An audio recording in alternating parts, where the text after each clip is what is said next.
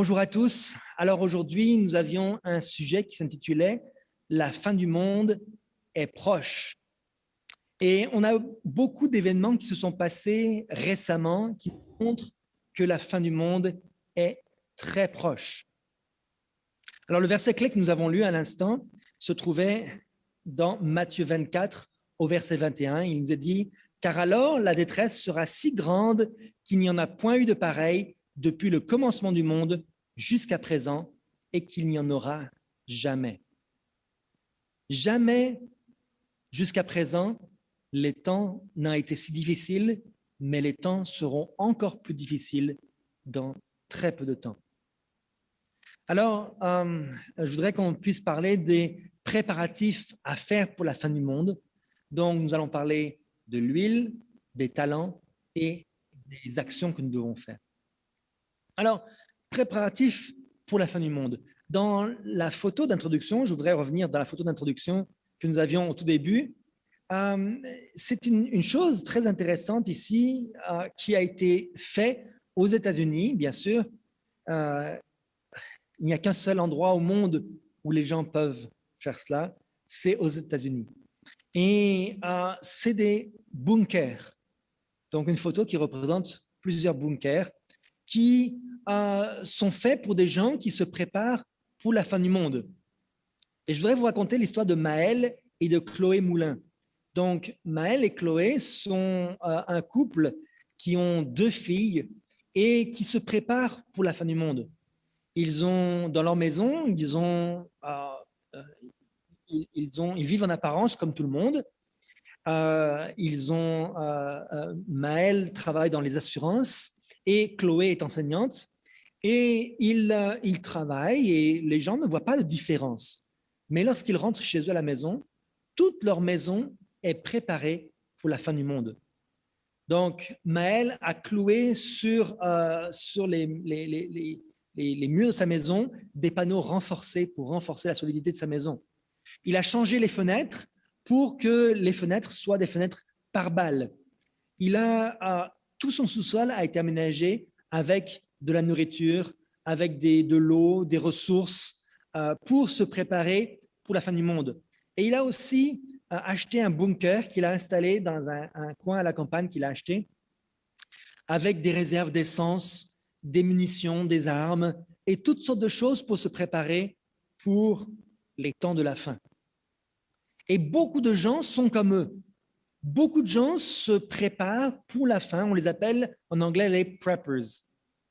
Et ils sont très discrets, mais ils sont très nombreux. Il est très difficile de savoir combien ils sont. Et d'après Tom Martins, le fondateur du mouvement American Preppers Network, il serait de 3 à 5 millions en Amérique et plusieurs millions en plus dans d'autres pays. Donc, selon lui, le phénomène est mondial et ne cesse de croître. Et partout où il y a eu des catastrophes naturelles, il y en a de plus en plus. Et particulièrement maintenant, avec la pandémie que nous avons, de plus en plus de gens se préparent pour la fin du monde de cette manière-là. Et nous aussi, nous préparons pour la fin du monde. Mais est-ce que nous nous préparons comme ces gens-là? Regardez les réserves de nourriture qu'ils font. Ils auront assez de nourriture pour tenir pendant 1 an sans problème. Est-ce que c'est ce genre de préparation dont nous avons besoin? Est-ce que c'est comme ça que nous devons nous préparer pour la fin du monde? Regardez, il est dit, il se prépare pour le pire pour diverses raisons et à divers degrés. Les 2 scénarios les plus courants, c'est une catastrophe naturelle ou d'origine humaine, régionale ou la fin du monde. Dans le premier cas, on cherche à survivre pendant un certain temps jusqu'à ce que tout redevienne normal. Dans le second cas, on se prépare pour la fin du monde tel que nous le connaissons. Cela inclut les preppers de la fin du monde qui sont persuadés qu'une catastrophe de nature a changé le monde entier, comme un écroulement de l'économie mondiale ou l'explosion d'armes de destruction massive, nucléaires, chimiques ou bactériologiques, une pandémie de supervirus, comme on en a en ce moment, une collision avec un astéroïde ou une comète, une pulsion électromagnétique issue d'une éruption solaire ou une détonation nucléaire désactivant tous les appareils électroniques qui nous menacent. Alors voilà la peur, voilà la crainte de ces gens-là. Voilà ce qu'ils ressentent.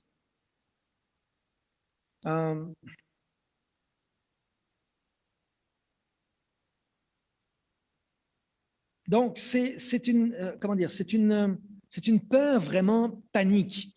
Les gens ne savent pas comment faire pour faire face à la fin du monde. Voilà les préparations que beaucoup de gens font. Les gens savent que la fin du monde est proche. En se préparant, eux se préparent non seulement à survivre à de tels événements, mais aussi à la désintégration subséquente des infrastructures sociales, comme les transports, les routes, les services publics, les hôpitaux, les prisons, l'interruption de l'approvisionnement alimentaire, des soulèvements sociaux et la loi martiale. Pas étonnant que pour ces gens-là, se préparer pour ces scénarios apocalyptiques devient le point focal de leur vie. Ils pensent que c'est ça l'essentiel de la préparation. Ils pensent qu'il est nécessaire de se préparer et ça devient le sens de leur vie. Ils investissent énormément d'argent. Hier, je regardais la préparation de certains millionnaires. Les millionnaires sont particulièrement les gens qui ont le plus à perdre parce qu'ils ont beaucoup de choses. Et donc, ils fabriquent des bunkers de luxe. Et ces gens-là dépensent beaucoup d'argent, de temps. Ils pensent à toute cette préparation. C'est vrai que quand on y pense, si la chaîne alimentaire s'arrête, s'il n'y a plus rien dans les magasins pendant 2 ou 3 semaines, beaucoup d'entre nous souffriraient. C'est vrai qu'on peut penser qu'une préparation est nécessaire. Il n'est pas insensé d'avoir une certaine préparation, d'avoir une certaine résistance à des moments de trouble, de difficulté. Mais est-ce que c'est de cette manière-là que nous devons nous préparer? Dans Naoum, chapitre 1, verset 7, il est dit « L'Éternel est bon, il est un refuge au jour de la détresse, il connaît ceux qui se confient en lui. » Donc Dieu prend soin de nous lors des moments de difficulté, lors des moments de trouble, lors des moments de détresse. Nous savons que les temps difficiles vont arriver. La semaine prochaine, si Dieu veut, nous étudierons les plaies, les moments vraiment difficiles, l'angoisse de Jacob, le moment où vraiment les choses seront terribles, il faudra s'enfuir dans les montagnes. Nous le savons que ces moments-là vont arriver. Cependant, à ce moment-là, l'Éternel sera un refuge. Regardez dans le psaume 34, verset 19, il est dit « Le malheur atteint souvent le juste, mais l'Éternel l'en délivre toujours. » Donc, malgré les difficultés, malgré les problèmes, malgré les malheurs, Dieu va toujours être là pour nous. Ceux qui se préparent pour la fin du monde en faisant des bunkers, des réserves de nourriture, ne croient pas que Dieu prend soin d'eux. Ils ne font pas assez confiance dans l'Éternel. Et donc, je voudrais qu'on puisse voir comment est-ce que Dieu va agir pour nous dans les moments difficiles, lorsque les moments difficiles vont arriver, déjà maintenant, en ce moment, quelques mots d'encouragement, mais aussi dans le futur. Dans Exode 14, verset 14, il est dit « L'Éternel combattra pour vous et vous gardez le silence. » Cette semaine, Sœur Betty particulièrement est passée par des moments très difficiles. Et encore, passe par des moments difficiles. Et quand on voit ces douleurs, ces souffrances, on se dit, mais comment faire? Comment réagir? Mais on voit que le Seigneur était là pour elle. Le Seigneur combat pour nous et nous gardons le silence. Nous n'avons juste qu'à constater la manière dont l'Éternel prend soin de nous. Comment Dieu s'occupe de ceux qui l'aiment et de ceux qui le craignent. On n'a qu'à garder le silence parce que c'est Dieu qui a agi. On ne peut pas se préparer physiquement. Dans Matthieu 24, verset 44, il est dit « C'est pourquoi vous aussi, tenez-vous prêts, car le Fils de l'homme viendra à l'heure où vous n'y penserez pas. » Alors, de quelle manière nous devons nous tenir prêts? C'est ça que je voudrais qu'on étudie. Matthieu 24 nous présente les événements de la fin. Jésus expliquait à ses disciples tous les événements qui allaient arriver, les persécutions qui allaient avoir lieu, les guerres, les bruits de guerre, toutes les choses qui allaient arriver. Et il leur dit, tenez-vous prêts. Préparez-vous pour la fin. parce que le Seigneur viendra par surprise. Mais alors, comment pourrons-nous nous préparer? Puisque ce n'est pas une préparation physique comme des bunkers, des réserves de nourriture, comment est-ce qu'on doit se préparer pour la fin? On va aller dans le chapitre 25. Et au chapitre 25, Jésus explique par 3 paraboles, en tout cas 2 paraboles et une explication, comment est-ce que nous devons être prêts pour la fin. Donc on va lire tranquillement, on va lire le chapitre 25 de Matthieu pour voir quelle est la préparation nécessaire. Il est dit au verset 1, il est dit « Alors le royaume des cieux sera semblable à 10 vierges qui, ayant pris leurs lampes, allèrent à la rencontre de l'époux. 5 d'entre elles étaient folles et 5 sages. Les folles, en prenant leurs lampes, ne prirent point d'huile avec elles, mais les sages prirent avec leurs lampes de l'huile dans des vases. Comme l'époux tardait, toutes s'assoupirent et s'endormirent. » Alors, ici, on compare le royaume des cieux, donc ça veut dire la venue de Jésus, avec un mariage. Et toutes ces vierges-là se préparent pour la rencontre de l'époux. Ce ne sont pas des mondains, ce ne sont pas des gens qui ne craignent pas Dieu. Toutes ces 10 vierges croient au Seigneur Jésus et se préparent toutes pour le retour de Jésus, l'époux. Elles se préparent, elles attendent la venue de Jésus. Mais elles s'endorment toutes. Toutes s'endorment. Elles ne vont pas réaliser quand le Seigneur va venir. Elles sont toutes endormies. Aucune d'entre elles n'est réveillée lorsque le Seigneur revient, lorsque l'époux arrive. La seule différence, c'est que 5 d'entre elles avaient pris dans leur lampe de l'huile dans des vases. Et vous connaissez l'histoire. Au milieu de la nuit, on cria « Voici l'époux, allez à sa rencontre ». Alors toutes ces vierges se réveillèrent et préparèrent leurs lampes. Les folles dirent aux sages « Donnez-nous de votre huile, car nos lampes s'éteignent ». Les sages répondirent « Non, il n'y en aurait pas assez pour nous et pour vous. Allez plutôt chez ceux qui en vendent et achetez-en pour vous. » Pendant qu'elles allaient en acheter, l'époux arriva. Celles qui étaient prêtes entrèrent avec lui dans la salle des noces et la porte fut fermée. Plus tard, les autres vierges vinrent et dirent « Seigneur, Seigneur, ouvre-nous » Mais il répondit « Je vous le dis en vérité, je ne vous connais pas. Veillez donc, puisque vous ne savez ni le jour ni l'heure. » Donc, encore une fois, Dieu nous encourage à veiller parce que nous ne savons pas à quelle heure et à quel jour le Sauveur revient, mais comment est-ce que nous pouvons veiller? Les vierges sont endormies. Comment est-ce qu'on peut veiller et en même temps être endormi? Comment est-ce qu'on peut dormir et en même temps être réveillé?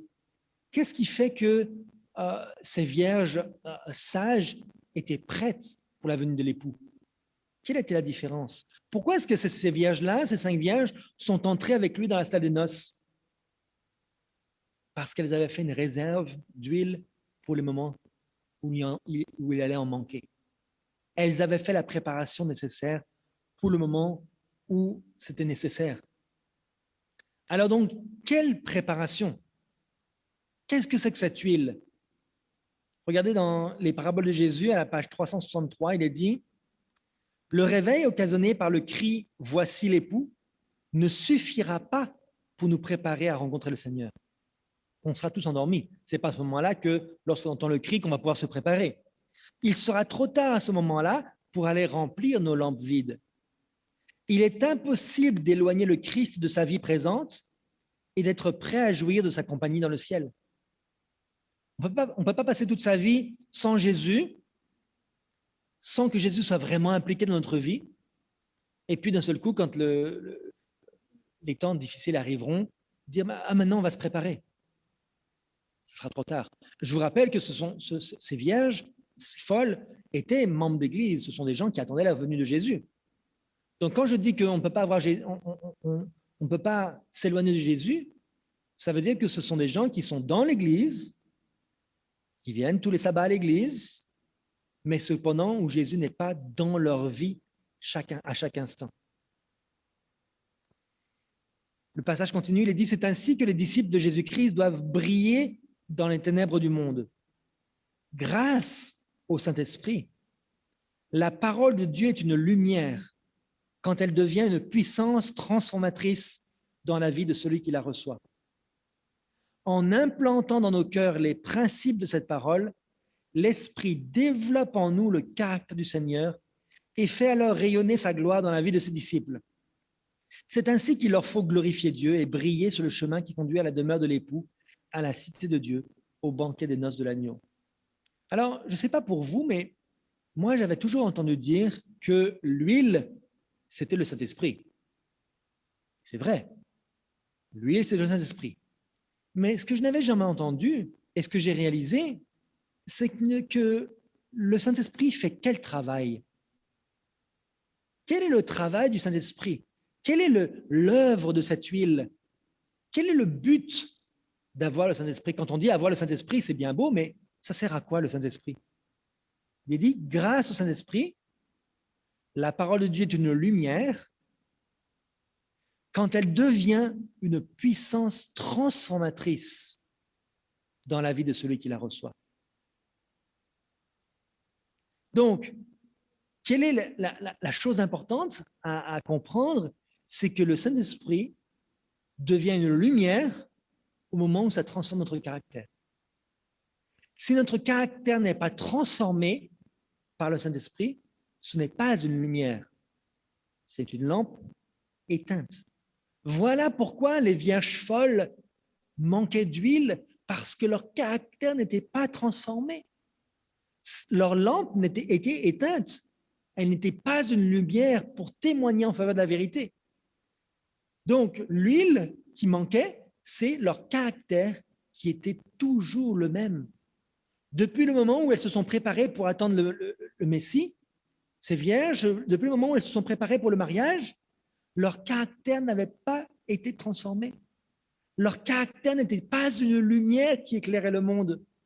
L'huile avait disparu dans leur lampe. Leur caractère n'était pas une lumière.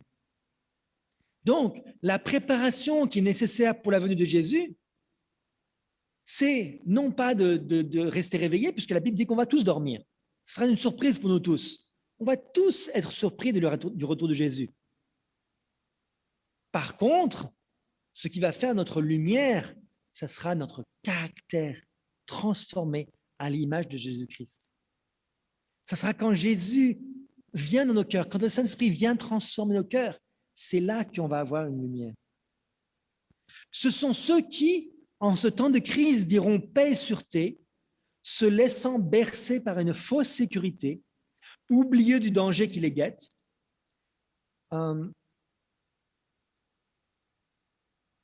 C'est ça, réveillés de leur léthargie spirituelle, ils verront l'étendue de leur misère et demanderont aide à leurs frères. Mais dans le domaine de la foi, nul ne peut combler les déficiences des autres. Quelles déficiences? Les déficiences de caractère. Ce n'est pas au niveau des connaissances, c'est au niveau du caractère qu'il nous manquera. On ne peut pas remplir le caractère d'une autre personne. On ne peut pas le transformer. Ce n'est pas possible de partager un caractère avec une autre personne. La grâce de Dieu a été librement offerte à chaque homme. Le message évangélique a été proclamé, que celui qui a soif vienne, que celui qui veut prenne de l'eau de la vie gratuitement. Le caractère ne se transmet pas. Personne ne peut avoir la foi pour un autre, ni recevoir l'esprit pour un autre. Comme le caractère est le résultat de l'action de l'esprit, il est incommunicable. Voilà pourquoi les vierges folles ne peuvent pas donner cette huile à d'autres, ne peuvent pas partager cette huile. Ce n'est pas qu'elles ne le veulent pas, c'est qu'elles ne le peuvent pas. Il n'est pas possible de donner un caractère à une autre personne. Chaque frère et sœur, chaque personne qui se prépare pour la venue du Seigneur doit se préparer seule. Une préparation individuelle. Et la fin des temps est très proche. On le sait, on le voit, on voit les événements, on voit les prophéties. Notre préparation doit être individuelle, frères et sœurs. Chacun d'entre nous doit recevoir le Saint-Esprit pour transformer notre cœur, pour que notre vie soit une vie différente. On ne peut pas dire, je suis dans l'église depuis 20 ans, depuis 30 ans, mes parents étaient dans l'église, mes grands-parents étaient dans l'église, mais je ne suis pas prêt. C'est mon caractère à moi qui compte. Alors, le chapitre Matthieu 25 ne se termine pas ici. Le Seigneur Jésus va prendre une autre parabole pour expliquer comment nous pouvons nous préparer. Premièrement, on avait parlé de l'huile qui était notre caractère. Donc, le Saint-Esprit qui transforme notre caractère. Deuxièmement, on va parler de la parabole des talents. Dans Matthieu 25, verset 14, il est dit « Il en sera comme d'un homme qui, partant pour un voyage, appela ses serviteurs et leur remit ses biens. Il donna 5 talents à l'un, 2 à l'autre et 1 au troisième, à chacun selon sa capacité, et il partit. Aussitôt, celui qui avait reçu les 5 talents s'en alla, les fit valoir et il gagna 5 autres talents. De même, celui qui avait reçu les 2 talents gagna 2 autres. Celui qui n'en avait reçu qu'un alla faire un creux dans la terre et cacha l'argent de son maître.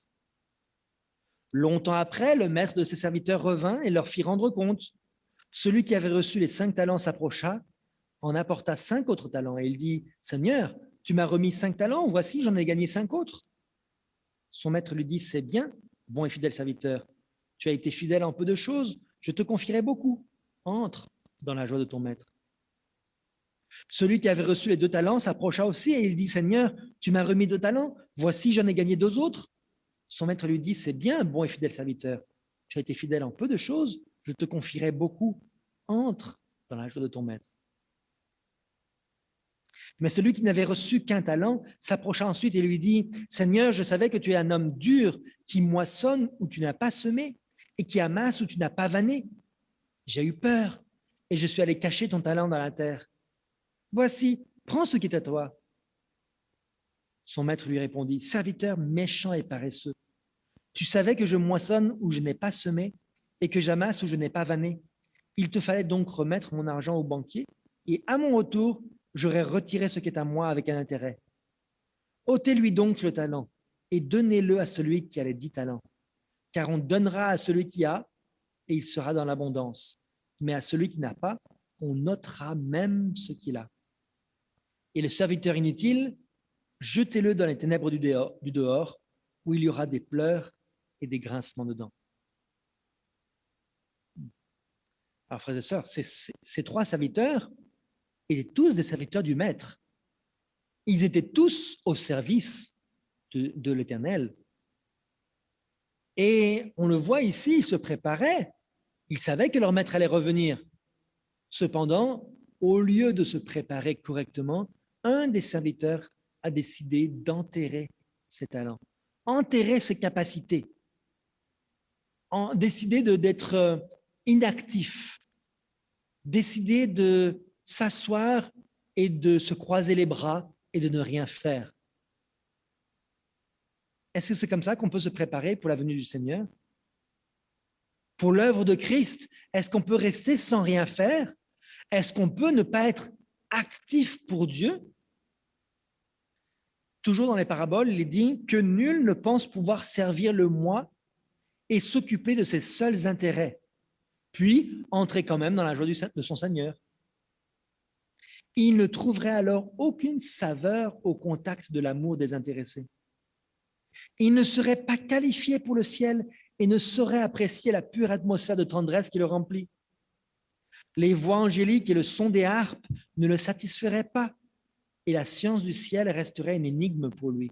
Quelqu'un qui est paresseux pour Dieu, quelqu'un qui est égoïste, qui s'occupe de ses affaires personnelles, de son succès dans la vie, de son travail, de ses enfants, de sa maison, mais qui ne s'occupe pas de Dieu, cet homme-là ou cette femme-là ne trouvera aucun bonheur dans le ciel.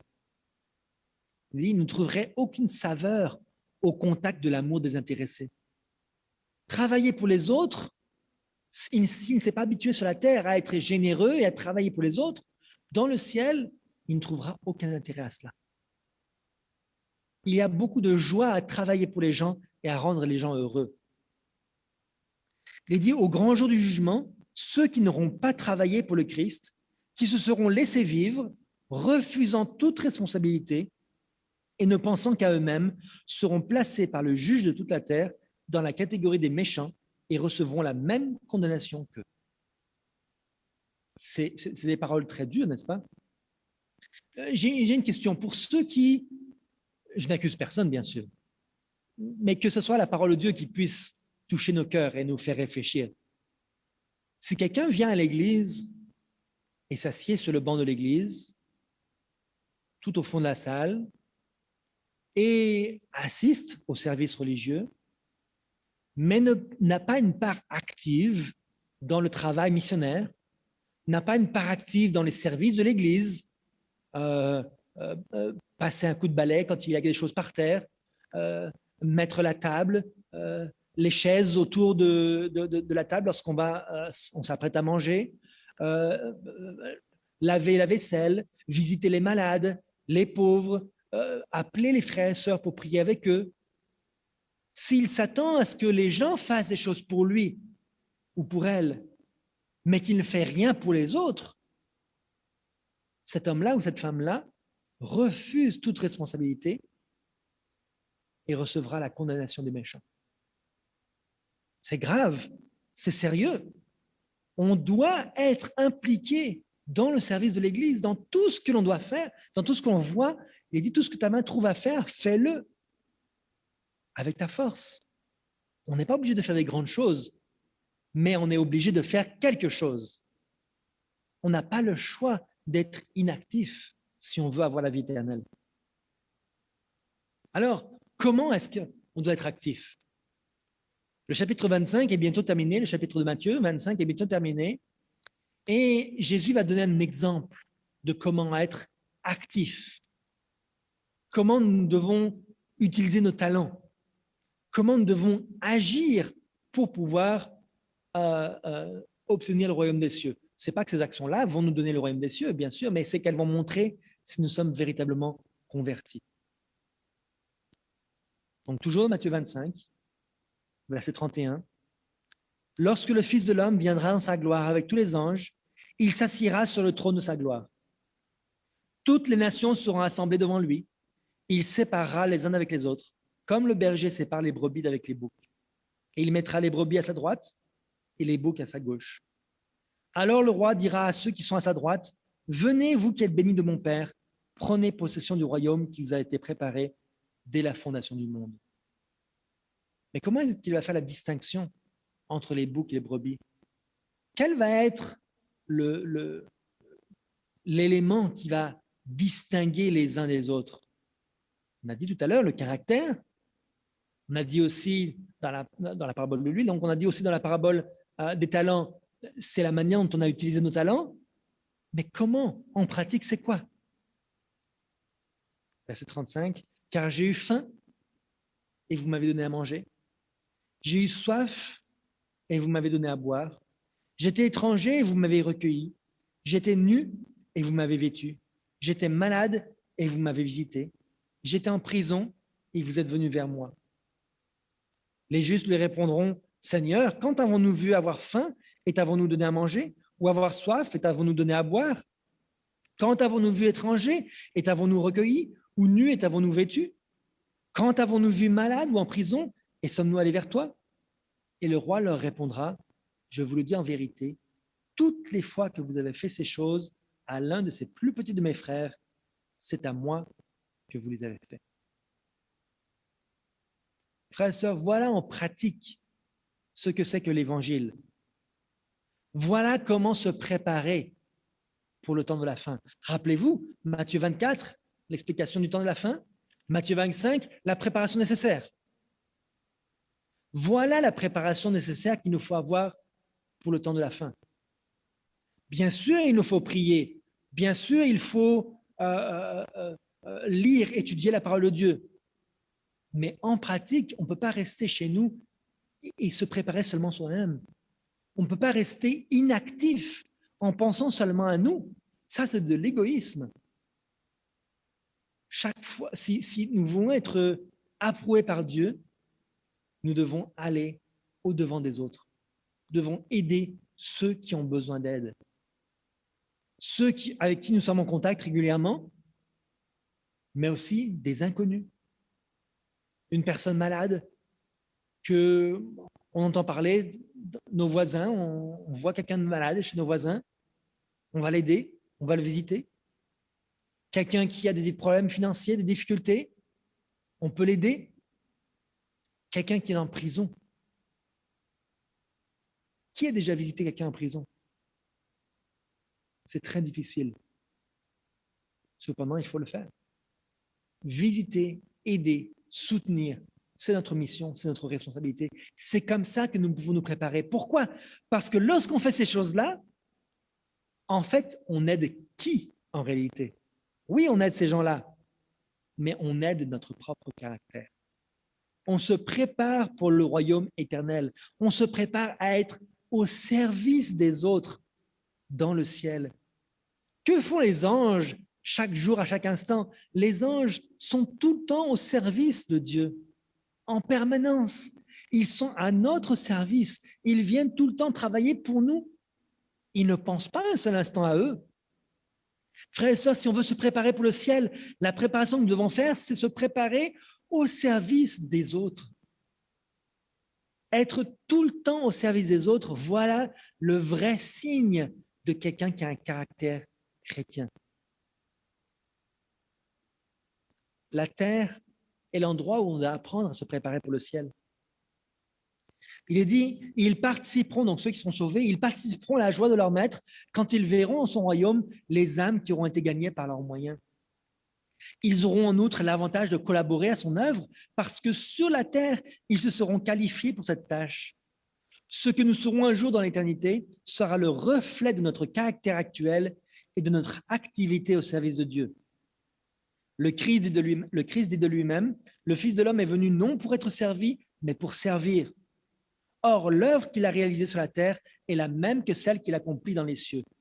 Parce que nous aurons un jour coopéré avec le Christ ici-bas, notre récompense dans le monde à venir sera de travailler pour lui avec un pouvoir plus grand et un champ d'action plus étendu. Rappelez-vous, le maître dit à ses serviteurs, vous avez été fidèles dans peu de choses, et maintenant je vous donnerai des grandes choses. Vous savez, le travail que nous avons à faire sur la terre, d'aider les gens autour de nous, c'est peu de choses. On ne peut pas, c'est une goutte d'eau dans l'océan, on ne peut pas changer le monde. Quand on voit la misère du monde, on ne peut que faire des petites choses autour de nous. Mais lorsqu'on sera dans le ciel, Dieu nous confiera des responsabilités bien supérieures. On n'a aucune idée des responsabilités que Dieu nous donnera. Mais on est sûr que si on était fidèle dans les petites choses, ce sera des choses bien plus grandes.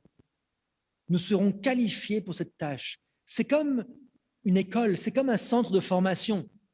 Vous voulez apprendre un métier, eh bien, vous allez à l'école pour apprendre ce métier.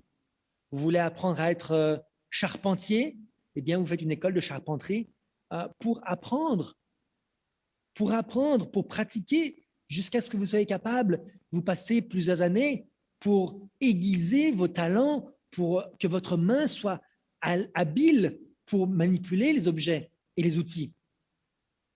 Voilà la raison pour laquelle nous devons nous préparer pour le ciel. Voilà comment nous pouvons nous préparer pour le ciel.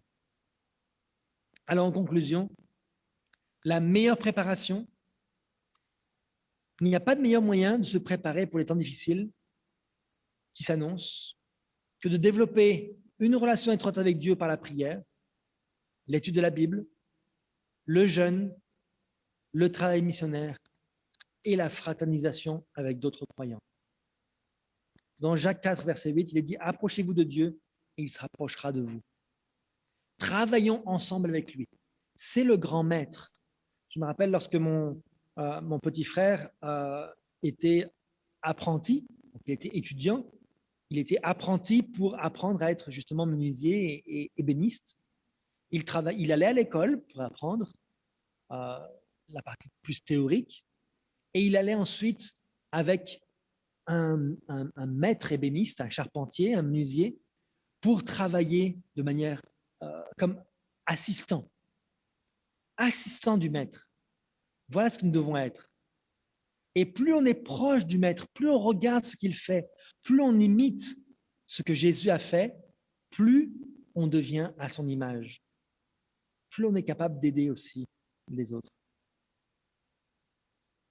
Et alors, à ce moment-là, nous n'aurons pas besoin d'avoir peur pour les temps difficiles qui arriveront. Nous serons prêts pour le ciel. C'est ça la préparation qui est nécessaire. Il n'y a pas besoin d'avoir des bunkers, Il n'y a pas besoin d'avoir des armes, des munitions, de la nourriture. Nous n'aurons pas besoin d'avoir peur parce que nous savons déjà comment réagir. Dans 2 Timothée 1, verset 7, il est dit, car ce n'est pas un esprit de timidité que Dieu nous a donné, mais un esprit de force, d'amour et de sagesse. Frères et sœurs, toute la connaissance du monde ne vous servira à rien à la fin si vous ne l'avez pas mise en pratique. Oui, on prétend avoir la connaissance. Oui, on prétend avoir la vérité. Mais si elle n'est pas mise en pratique, elle ne sert à rien. Dieu nous a donné un esprit de force parce que nous l'avons mis en pratique chaque jour jusqu'à aujourd'hui. Et au moment du jugement, Jésus nous mettra avec les brebis et non pas avec les boucs. Alors, voilà à quel point il faut, la veille et la prière. Voilà comment Jésus veut que nous nous préparions. Luc 21, il est dit, prenez garde à vous-même de craindre que vos cœurs ne s'apesantissent par les excès du manger et du boire et par les soucis de la vie et que ce jour ne vienne sur vous à l'improviste. Car il viendra comme un filet sur tous ceux qui habitent sur la surface de toute la terre.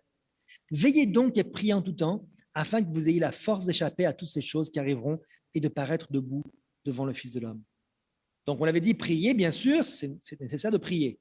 Mais veiller, ce n'est pas juste rester passif, c'est être actif. Ne nous préoccupons pas forcément de tous les événements qui ont lieu, de savoir tout ce qui se passe dans le monde, d'essayer de déterminer à quel moment le Seigneur viendra, de calculer les années, de trouver des événements. Non, la manière dont on veiller, c'est en étant actif et utile pour les gens autour de nous. Travailler sur notre caractère, c'est l'huile, et être actif envers les gens, c'est les talents. Voilà la manière dont Dieu veut que nous travaillions. Alors, que Dieu puisse nous aider en toutes choses, dans tout ce qu'il fait pour nous à chaque instant, que nous puissions nous joindre à lui pour lutter contre les forces du mal, pour rester réveillés, pour veiller, pour prier. Que notre Seigneur vienne à notre aide et qu'il nous emmène avec lui jusque dans le royaume des cieux. C'est mon vœu, ma prière pour chacun d'entre nous. Amen.